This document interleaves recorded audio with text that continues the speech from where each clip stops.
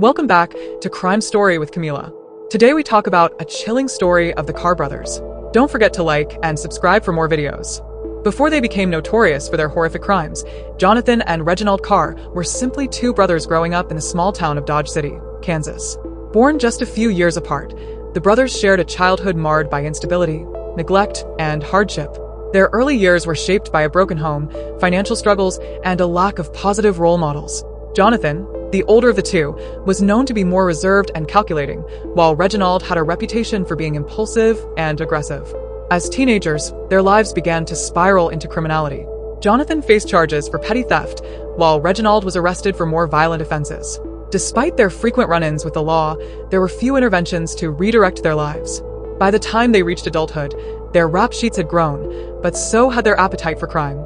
The brothers relocated to Wichita in December 2000, a move that would mark the beginning of a terrifying chapter for the city. They carried with them a volatile mix of anger, desperation, and a chilling disregard for human life, a combination that would soon erupt in a spree of violence unlike anything Wichita had ever seen. Their past set the stage for what was to come, but no one in Wichita could have foreseen the unimaginable nightmare that was about to unfold. In early December 2000, Jonathan and Reginald Carr arrived in Wichita, a city known for its calm, Midwestern charm. But beneath the surface of their move lay a sinister intent. They had no ties to the community, no jobs, and no plans beyond survival by any means necessary. Their arrival was unremarkable, blending seamlessly into the city's bustling life. But within days, the Carr brothers began testing the waters. Small crimes, stealing cars, breaking into homes, and robbing unsuspecting victims became their way of life. These petty offenses, however, were only the beginning. The brothers weren't just committing crimes to get by.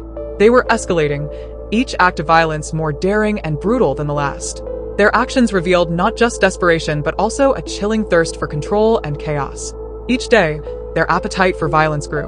Wichita, unaware of the storm brewing, carried on as usual, families preparing for the holidays, students finishing finals, and the city blanketed in snow. Little did they know, the Carr brothers were plotting acts so heinous they would leave a permanent scar on the community. The prelude to their reign of terror came on December 8, 2000, with a seemingly random act of violence that would foreshadow the horrors to come. It began with Ann Valenta, a kind and beloved member of the community, whose life was about to change forever. December 8, 2000. Ann Valenta, a 55-year-old cellist and cherished member of the Wichita Symphony Orchestra, was preparing for her evening. Known for her warmth and dedication to the arts, Ann could not have imagined the nightmare awaiting her as she started her car in her driveway. Unbeknownst to Ann, Jonathan and Reginald Carr were lurking nearby, armed and ready to strike. They approached her vehicle under the cover of darkness, guns drawn. The brothers demanded her purse, car keys, and valuables, threatening her with their weapons, and, terrified and outnumbered, did what she could to comply. But when she saw a moment to escape, she acted, and shifted her car into gear and tried to drive away, hoping to put distance between herself and her attackers. The Carr brothers responded with brutal force. They opened fire, striking Ann multiple times. Her car veered out of control, crashing into a nearby yard. The brothers fled the scene, leaving her critically wounded. Despite her grave injuries, Ann survived the attack long enough to call for help. Her courage and determination to describe her assailants to law enforcement would later play a crucial role in the case against the Carr brothers. But for Ann, survival came at a devastating cost. Her injuries would ultimately claim her life weeks later, adding her name to the tragic list of victims in the Carr brothers' ruthless crime spree. December 11, 2000. Just 3 days after their attack on Ann Valenta, the Carr brothers struck again. This time, their victim was 23-year-old Andrew Schriber, an assistant baseball coach who had no idea his life was about to change forever. Andrew had just finished a late-night trip to a local convenience store when he was ambushed by the Carr brothers. They forced him into his car at gunpoint and ordered him to drive. The brothers had one goal: to terrorize their victim while stealing as much as they could. For the next several hours, Andrew was held hostage as they drove him around Wichita. The brothers forced him to withdraw cash from multiple ATMs, making him empty his accounts under the threat of violence. Despite the overwhelming fear, Andrew complied with every demand, hoping that doing so would save his life. The Carr brothers taunted him throughout the ordeal, making it clear that they held complete control. In a chilling moment, the Carr brothers debated whether or not to kill Andrew. After hours of torment, they decided to spare his life. They abandoned him in a remote area, taking his car and his money but leaving him physically unharmed. Andrew's ordeal was a horrifying example of the Carr brothers' growing confidence. They seemed to enjoy playing with their victims, pushing them to the brink of despair before deciding their fates. For Andrew, Surviving was a blessing, but it also left him haunted by the trauma of that night. While Andrew survived, the Carr brothers were far from finished. Their violence was escalating, and the city of Wichita would soon experience their most horrifying crime yet. December 14th, 2000. The Carr brothers' reign of terror reached its most chilling peak. It was a crime that would forever change the lives of the victims and the city of Wichita. This was the night they committed what would later be known as the Wichita Massacre. December 14th, 2000. A night that would forever change the lives of 5 young adults and the city of Wichita. Inside this house, a group of friends gathered for an evening together, unaware that their lives were about to be shattered. Heyka, a director of finance, Heather Muller, a preschool teacher, Aaron Sander, a former financial analyst studying to become a priest, Jason Befort, a high school teacher, and Holly G., a school teacher, were simply sharing a quiet evening together. The Carr brothers, terrorizing the city with increasing violence, had chosen this home at random. Without warning, they forced their way inside, instantly taking control. The victims were helpless, caught in the grip of pure terror. For hours, the brothers subjected their victims to horrific torment, sexual assault, violent threats, and degrading acts. Every moment was a struggle for survival as the group of friends fought to stay calm and protect one another. In a desperate attempt to survive, the victims remained quiet, tried to comply, and even pleaded for mercy. But mercy was not on the agenda for the Carr brothers. Their only goal was to terrorize and destroy. As the night wore on, the brothers decided to take their victims outside, into a secluded field. There, the horror would reach its deadly climax. One by one, they were shot. The brothers executed Heyka, Heather Muller, Aaron Sander, and Jason Befort in cold blood. The bodies of the young victims were left in the snow. Their lives ended in a senseless act of violence. Yet, against all odds, Holly G. survived.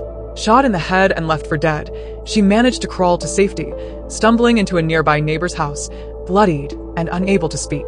Her survival would be the key to identifying the Carr brothers and ultimately bringing them to justice.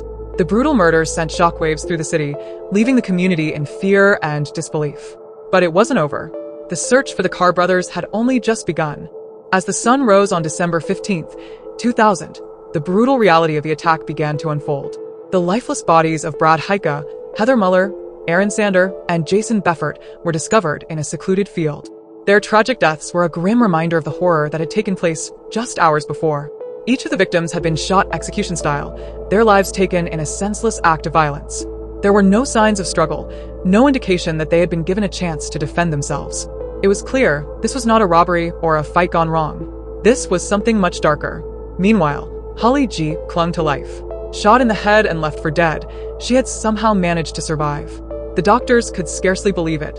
But her survival was more than just a miracle. It was the key to solving the massacre. Holly, in critical condition, was finally able to speak. Her voice was weak, her memory fragmented, but she managed to provide crucial details of the night's horror. She described the two men, their faces obscured by masks, and the terror they had inflicted upon her and her friends. Her description was chilling. Two men, one taller than the other, with cold, indifferent eyes. They had attacked without mercy. But Holly didn't just describe their physical appearances. She recalled their voices, their words. That would become vital in the coming days. After hearing Holly's testimony, investigators were able to narrow down their suspects. They had an image in their minds of the men who had caused such devastation. And it didn't take long before they zeroed in on two brothers, Reginald and Jonathan Carr.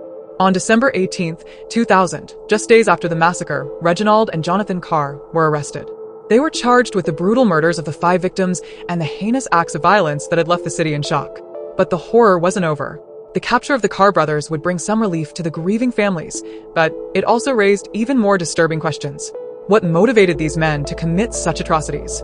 And how far would their reign of terror go before it ended? As investigators pieced together the details of the massacre, another chilling discovery emerged, one that would tie the Carr brothers to the murders more directly than ever before. On the night of the massacre, after executing the horrific murders, the Carr brothers didn't just leave their victims behind. They took something far more valuable. They used the stolen ATM cards to withdraw cash from the victims' accounts, making their escape even more audacious. Their path took them to multiple ATMs around the city. They were methodical, withdrawing money at different locations, careful not to raise suspicion. It wasn't just about money. It was about erasing their connection to the crime. But the Carr brothers didn't know that their every move was being recorded. Surveillance footage from these ATMs would later become a crucial piece of evidence.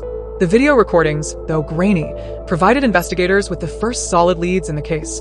The footage was grainy, but enough details were visible for investigators to make a breakthrough. The brothers' faces, though partially obscured, could be identified through their movements and distinctive features. The withdrawal locations, timestamps, and the connection to the victims' accounts gave the police the evidence they needed to build a case. By mapping the ATM withdrawals and cross-referencing them with the victims' bank records, investigators were able to trace the brothers' movements and timeline. The connection between the murders and the thefts was undeniable. The brothers were arrested for their role in the brutal killings. But the ATM withdrawals were a key piece of evidence that solidified their involvement. With this new evidence in hand, the case against them was growing stronger by the day. Despite their calculated attempts to cover their tracks, the Carr brothers had made one fatal mistake, underestimating the power of technology. The ATM footage, coupled with Holly G.'s testimony, would ultimately seal their fate. The Carr brothers' reign of terror, marked by brutality and senseless violence, came to a head in a final, harrowing act. The field outside Wichita would be the place where they decided the fate of their victims, a place where terror would be etched into the history of this quiet city. The victims had been lined up in the snow like animals. With no mercy in their hearts, the Carr brothers made their final, brutal decisions. The chilling cold of the Kansas night did nothing to soften their hearts. This was a planned execution. Reginald and Jonathan Carr forced the victims to kneel in the snow, their faces pressed to the ground, awaiting their fate. The brothers showed no remorse as they pulled the trigger, one by one, ensuring that their victims would never see another day. Their screams were silenced in an instant. The brothers' cold execution was over in a matter of minutes, leaving behind nothing but lifeless bodies in the snow. The Carr brothers were ruthless. No mercy, no regret, just the desire to kill. The brothers left the field as quickly as they had arrived, their hearts unfeeling, their hands stained with the blood of innocents. They thought they had gotten away with it, that they had escaped justice. But they had made a fatal mistake. The police, determined to bring the brothers to justice, didn't give up. The investigation was far from over. The evidence was mounting, and with each passing hour, the Carr brothers' grip on freedom slipped further away. Holly G., the lone survivor, provided the final piece of the puzzle. Her bravery, in the face of overwhelming fear, was what ultimately led to the capture of the Carr brothers. She identified them in a police lineup, forever linking their faces to the gruesome crimes. Reginald and Jonathan Carr were arrested and charged with the murder of Brad Heyka, Heather Muller, Aaron Sander, and Jason Befort. The horrors they inflicted upon their victims would never be forgotten. Their trial was a long and painful journey, but justice was served. The Carr brothers were sentenced to death, though their fate remained uncertain. What was certain was that their actions had left a permanent scar on Wichita and the families of those they murdered. Their names will forever be associated with one of the most horrific crime sprees in American history. But for the victims and their families, the pain of that night will never fully fade. In the midst of the horror that unfolded on December 14th, 2000, one voice would rise from the darkness. Holly G. was left for dead, but she was not defeated. Despite the overwhelming brutality she faced, she would become the beacon of hope in a case that seemed beyond the reach of justice. During the massacre, Holly G. was shot and left for dead along with her friends. Her body lay motionless in the snow, presumed lifeless. But against all odds, she survived, her will to live stronger than the violence that surrounded her. When Holly woke in the hospital, she was overwhelmed with pain, confusion, and fear. But it was in this moment that her courage would begin to shine. She had witnessed the brutality of the Carr brothers firsthand, and now she would become the key to unlocking the truth. Her survival wasn't just about physical endurance, it was about mental strength. Holly G. would be the only living witness to the massacre, and her testimony would become the cornerstone of the investigation. Despite the trauma, Holly found the strength to speak to investigators. With every word she uttered, the pieces of the puzzle began to fall into place. She described the brothers in detail, their appearance, their voices, and the terror they had inflicted on her and her friends. Holly G.'s bravery was not just in surviving the attack, it was in her willingness to confront her fears. In the police lineup, she recognized Reginald and Jonathan Carr as the men who had destroyed her life. Her courage in that moment would ultimately bring the killers to justice. In the courtroom, Holly G. became a symbol of resilience. She shared the unimaginable horror she had experienced, telling the jury of the pain, the fear, and the faces of the men who had murdered her friends. It was not easy. Each word was a reminder of the trauma, but she spoke for those who could not. Her testimony was a turning point. It was through Holly's strength that the true extent of the brothers' crimes was revealed. The victims' families, who had endured unimaginable pain, found solace in her courage and the pursuit of justice. Holly G. didn't just survive the Carr brothers' attack. She became their ultimate downfall. Her willingness to speak out, to face the men who had tried to take her life, was a testament to the power of human resilience. While her life would never be the same, she would forever be remembered as the survivor who turned the tide.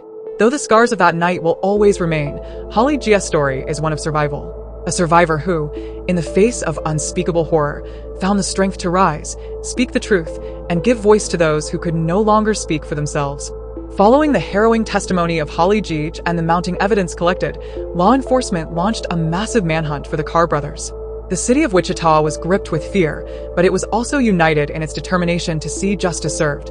With Holly G's detailed description and the evidence from the crime scenes, police were able to track the Carr brothers' movements. Their reign of terror was about to come to an end. Reginald Carr was the first to be arrested. Police caught him off guard, cornering him in a parking lot. He surrendered without resistance, his demeanor cold and calculating as he was taken into custody. Jonathan Carr's arrest came shortly after. In a tense standoff at a residential home, police were able to overpower him. His attempts to fight back were futile, as law enforcement had planned their operation meticulously. The Carr brothers were now in custody, bringing a sense of relief to a city that had been living in fear. Their arrests marked the beginning of a long road to justice, one that would reveal the full extent of their heinous crimes. At a press conference, law enforcement assured the public that the Carr brothers would be held accountable for their actions. The arrests were not just a victory for the police, but for the entire community. For the families of the victims, the arrests were a bittersweet moment. Though nothing could bring back their loved ones, knowing the perpetrators were off the streets provided a measure of solace. Evidence collected from the crime scenes and witness testimonies would form the backbone of the case against the Carr brothers. It was clear that their actions were deliberate, calculated, and fueled by a complete disregard for human life. The arrests of Jonathan and Reginald Carr were a turning point. But this was only the beginning. The trial ahead would uncover the horrifying details of their crime spree and force Wichita to confront the darkness that had descended upon it. The trial of Jonathan and Reginald Carr began in late 2001, captivating the city of Wichita and drawing national attention. It was a case that tested the strength of the legal system and laid bare the horrors of their crimes. The prosecution presented overwhelming evidence against the Carr brothers. Holly G, the sole survivor, provided heart-wrenching testimony about the events of December 14, 2000. Her words painted a vivid and horrifying picture of the brothers' cruelty. Holly's testimony was the cornerstone of the case. Her courage in facing her attackers and recounting the terror she endured left a lasting impact on everyone in the courtroom. The defense argued that the Carr brothers' actions were influenced by their troubled pasts, but the weight of the evidence left little room for doubt. Their reign of terror was deliberate and merciless. In their closing arguments, the prosecution reminded the jury of the lives lost and the unimaginable suffering inflicted by the Carr brothers. They called for the maximum punishment, asserting that justice demanded no less. After weeks of testimony and deliberation, the jury found Jonathan and Reginald Carr guilty on all counts, including capital murder, kidnapping, and robbery. The verdict was unanimous, a reflection of the undeniable evidence presented. During the sentencing phase, the families of the victims shared emotional statements, recounting the pain and loss they had endured. Their words underscored the devastating impact of the Carr brothers' actions. The judge sentenced both Jonathan and Reginald Carr to death. It was a rare and sobering decision, reflecting the severity of their crimes and the community's demand for justice. The trial and sentencing brought a sense of closure to the people of Wichita. While nothing could undo the horrors of that December night, the verdict affirmed that justice had been served. The case of the Carr brothers remains one of the most chilling in American criminal history. It is a stark reminder of the depths of human cruelty and the resilience of those who fight for justice in its wake. As the city of Wichita reflects on the tragedy, it is the memories of the victims that truly endure. They were friends, teachers, dreamers, and loved ones whose lives were cut short, but whose spirits remain a source of inspiration. In the wake of darkness, the community came together to honor those lost. A candlelit vigil served as a poignant reminder of the strength that arises from shared grief and the power of collective healing. Though the crimes of the Carr brothers will forever haunt Wichita, the resilience of its people is a testament to the human spirit. In remembering the victims, the city vowed to ensure that their legacies would shine brighter than the shadows cast by violence. This story is not just about tragedy, but also about the light that emerges in its aftermath. The victims' stories remind us to cherish every moment and to stand firm against the forces that seek to tear us apart. The scars of that fateful night will never fully heal, but through remembrance, resilience, and justice, the victims will never be forgotten. This is their story, and it will continue to inspire courage and unity for generations to come. In memory of Brad Heyka, Heather Muller, Aaron Sander, Jason Befort, and all victims of violence, may their souls rest in peace. Thanks for watching. For more interesting videos, please subscribe.